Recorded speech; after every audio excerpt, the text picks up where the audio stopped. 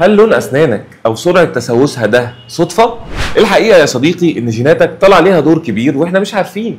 احنا كنا متخيلين ان اسناننا هتسوس علشان احنا مش مهتمين بغسيل اسناننا، الدايت بتاعنا وطريقه الاكل مش احسن حاجه، وكنا بنقول طبعا ان في جانب من الجوانب الوراثه، ولكن كنا بنقول ان الوراثه دي حاجه بسيطه وتاثيرها مش قوي، لكن الى حد ما طلع تاثير الجينات والوراثه على تسوس اسنانك انتقل من تاثير ضعيف الى تاثير متوسط. فتعالوا اقول لكم اخر ريسيرشز في الموضوع ده بتقول ايه.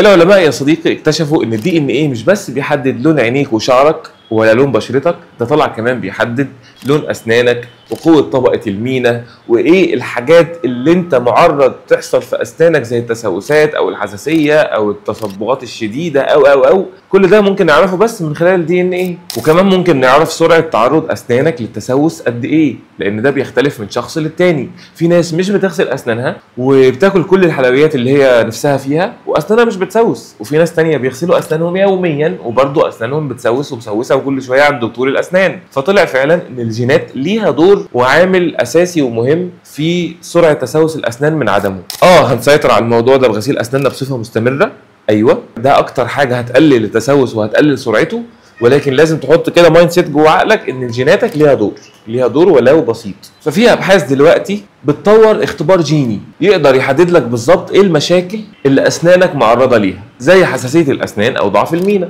تخيل لو في المستقبل الدكتور يطلب منك تحليل دي ان ايه ويطلع لك خطه وقايه مخصوصه لاسنانك بناء على جيناتك. فلو كان في تحليل زي ده دلوقتي، كنت هتحب تقدر تعرف نقاط ضعف اسنانك ولا كنت هتسيبها للقدر؟ ما تنسوش تقولوا لنا اجاباتكم في الكومنتات، وما تنسوش برضو لو اي حد عنده سؤال يساله لنا في الكومنتس هنجاوبه عليه. ولو وصلت معايا لحد هنا فالكونتنت ده عجبك يا صديقي، فاتمنى تعمل لنا لايك عشان لايك معناها شكرا، وكمان تعمل لنا فولو لو انت على انستجرام او فيسبوك، وتعمل لنا سبسكرايب لو انت على اليوتيوب، واستنونا في فيديو جديد عشان لسه اللي جاي كتير. كان معاكم دكتور عبد السلام محمد، وسلام.